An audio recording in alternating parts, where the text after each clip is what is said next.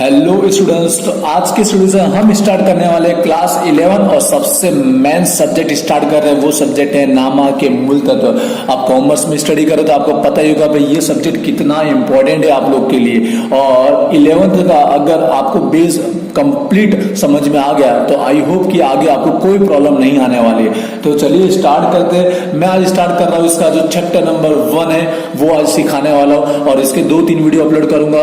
मैं बता देना चाह रहा हूँ ये चैप्टर बहुत इंपॉर्टेंट है। हर एक चैप्टर इसके अंदर दूसरे चैप्टर के लिए एक बेस माना जाता है, तो आपको कंप्लीट अच्छे तरह से ही सीखना होगा। तो आज के वीडियो में मैं आपको क्या सिखा रहा हूँ, मैं आपको सिखा रहा हूँ पारिभाषिक शब्द, मतलब ऐसे शब्द जो आपको अकाउंट के अंदर जितना जब तक आप कॉमर्स में स्टडी करेंगे तब तक आपको रेगुलर सुनने को मिलेंगे। वो सारे पारिभाषिक शब्द के बारे में आज हम जानने वाले, जिसमें से मैं बता दूं यहाँ पर आपकी बुक के अंदर टोटल 47 दिए गए। कितने दिए गए? 47। उसमें से मैं आपको सिखाऊंगा आज की वीडियो में हम 5 टॉपिक के बारे में जानेंगे कि ये क्या होता है, बट कौन सी लैंग्वेज में, नामा के लैंग्वेज में इसका मीनिंग क्या होता है, इसकी परिभाषा क्या होती है। वो टॉपिक है धंधा के व्यवहार, पूंजी, आहरण, खरीदी, बिक्री। आपको लग रहा है खरीदी में जानता हूं क्या होता है, लेकिन अब देखिएगा नामा के हिसाब से इसकी डेफिनेशन, इसकी परिभाषा बिल्कुल अलग है। तो आई होप आज का वीडियो बहुत यूजफुल होगा आप लोग के लिए। और प्लीज वीडियो को लाइक जरूर कीजिएगा। कोई क्वेरी तो मुझे कमेंट करके बताइएगा। चैनल को अभी तक सब्सक्राइब नहीं किया तो सब्सक्राइब जरूर कीजिएगा। तो चलिए स्टार्ट करते हैं। तो सबसे पहला टॉपिक मैं ले रहा हूं, धंधा के व्यवहार किसे कहते हैं। वैसे तो आपने देखा होगा कि भाई धंधा के व्यवहार मतलब क्या, जो सारे व्यवहार हम लोग लेन देन करते हैं वो धंधा के व्यवहार होते हैं, बट ऐसा नहीं होता है। नामा के अंदर धंधा के व्यवहार उसे कहते हैं जब जो भी वस्तु या सेवा की लेन देन होगी। आप जानते ही 2 ही लेन देन होती है, या तो हम कोई चीज वस्तु की लेन देन करेंगे या कोई सेवा मतलब सर्विस। वो लेन देन कैसी होनी चाहिए? या तो रोकड़ में होनी चाहिए या तो साख मतलब उधार में होनी चाहिए, 2 या 2 से अधिक व्यक्तियों के बीच। मतलब सिंपल से टॉपिक में मैं आपको एक्सप्लेन कर रहा हूं, आप डिटेल में अच्छे से रीड कीजिएगा। मैं आपको एक्सप्लेन करना चाह रहा हूं कि धंधा के व्यवहार मतलब क्या। जब भी कोई भी व्यवहार जो 2 या 2 से अधिक व्यक्तियों के बीच होगा जिसमें वस्तु और सेवा की क्या होगी, लेन देन होगी, लेकिन वो कैसे होनी चाहिए? रोकड़ में होनी चाहिए मतलब कैश में, या तो साख मतलब उधार में होनी चाहिए। उसे क्या कहते हैं? धंधा के व्यवहार कहते हैं। आई होप आप समझ गए होंगे। आपको एग्जांपल दिया, ढंग से अच्छे से इसे रीड कीजिएगा। मैं आपको शॉर्ट में समझा दे रहा हूं जिससे वीडियो लॉन्ग ना हो जाए और हम जल्दी से चैप्टर कंप्लीट कर पाए। सेकंड टॉपिक पे आते हैं। वो टॉपिक है हमारा पूंजी।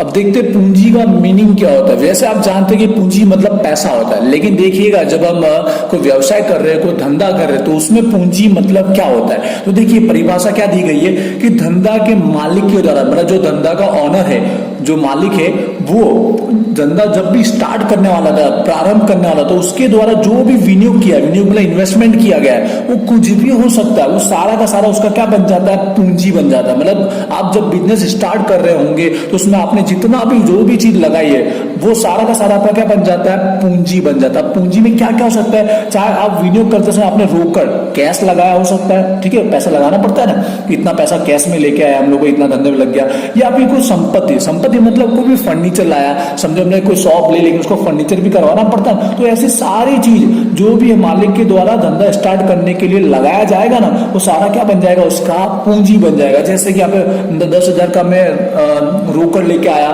6,000 का फर्नीचर लाया, 8,000 का एक्स्ट्रा माल लेके आया, तो सिंपल सी बात है, जब भी धंधा स्टार्ट करने के लिए मालिक जो भी पैसा लगाएगा धंधे में, वो सारा उसका क्या बन जाएगा? पूंजी। आई होप आपको कॉन्सेप्ट क्लियर हुआ होगा और ये याद रखना लॉन्ग टाइम तक, क्योंकि आपको ये शब्द रिपीटेड सुनने को मिलेंगे। थर्ड टॉपिक के बारे में स्टडी करते हैं। वो टॉपिक है आहरण। आई होप आपने फर्स्ट टाइम में सुना होगा आहरण। वैसे तो आप जानते हैं कि उपाड़, गुजराती में आपने सुना होगा उपाड़। तो देखते हैं यहाँ पर क्या मीनिंग है इसका।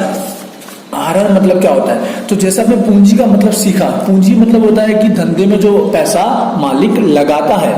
तो आहरण का मतलब इसका उल्टा होता है। पूंजी मतलब पैसा लेके आता है धंधे में, आड़ मतलब पैसा ले जाता है। अब देखिए क्या है पूंजी के उल्टा परिभाषा इसका कैसा बनता है कि जब भी मालिक जो भी रोकड़ या जो संपत्ति या जो माल जो लेके आया, लेकिन वो निजी उपयोग के लिए, मतलब खुद के कोई काम के लिए, पर्सनल यूज के लिए अगर ले जाता है धंधे में से, तो उसे हम क्या कहते हैं? आहरण कहते हैं। मैं सिंपल लैंग्वेज आपको समझा रहा हूँ कि जब वो मालिक लेके आता है तो वो हमारी पूंजी कहलाती है, लेकिन जब वो अपने निजी उपयोग के लिए जब ले जाता है तो क्या कहलाता है? आहरण कहलाता है। चाहे वो रोकड़ ले जाए, चाहे वो कोई माल ले जाए, उसका क्या बन जाता है? आहरण। आई होप आपको आहरण का भी कॉन्सेप्ट क्लियर हुआ होगा। तो वीडियो को लाइक जरूर करना है और इसे शेयर भी जरूर कीजिएगा। अब आते हैं हम नेक्स्ट टॉपिक, वो हमारा मोस्ट इंपोर्टेंट टॉपिक है, खरीदी और बिक्री। तो देखते हैं इसकी परिभाषा क्या होती है। ये सारे ऐसे शब्द आपको जो सवाल में कंटिन्यू देखने को मिलेंगे। तो खरीदी, वैसे तो हम नॉर्मल जानते हैं कि हम जो भी चीज वस्तु खरीदते हैं वो हम उससे खरीदी बोलते हैं, बट ऐसा नहीं होता है। धंधे में हम खरीदी किससे बोलेंगे? जैसे कि आप अगर किसी चीज का काम कर रहे हो, कोई धंधा लेके बैठे हो, तो आपके लिए कोई भी खरीदा हुआ माल आपके लिए खरीदी नहीं होता है। क्योंकि आप समझो, जैसे कि आप यहाँ पर उदाहरण दिया गया कि अनाज के व्यापारी, मतलब आप अनाज का बिजनेस लेके बैठे हो और आपने कोई स्टेशनरी खरीदा, तो आपका वो खरीदी नहीं बनता है, वो आपका क्या बनता है? खर्च बनता है। क्योंकि आप अगर ऐसा माल खरीदते जिसे आप बेचते नहीं हो और उससे इनकम नहीं होती है, तो आपका क्या होता है? खर्च होता है। तो खरीदी मतलब क्या है? ध्यान से सुनिएगा। यहां पर जब भी व्यापारी जिस वस्तु का व्यापार करता हो और उस माल को अगर वो खरीदता है, तो उसे क्या कहते हैं? खरीदी कहते हैं। मतलब आप जिस वस्तु का व्यापार करते हो, बिजनेस करते हो, अगर वही वस्तु आपने खरीदी है जो हम आगे जाके बेचेंगे, तो वही आपकी क्या बनती है? खरीदी बनती है, जिसे हम परचेस बोलते हैं। आई होप आपको खरीदी का कॉन्सेप्ट क्लियर होगा। चाहे वो रोकड़ या उधार कोई भी स्वरूप में हम खरीद सकते हैं। ठीक है, अब आते हैं बिक्री। तो आप कॉन्सेप्ट बिक्री का भी समझ गए होंगे।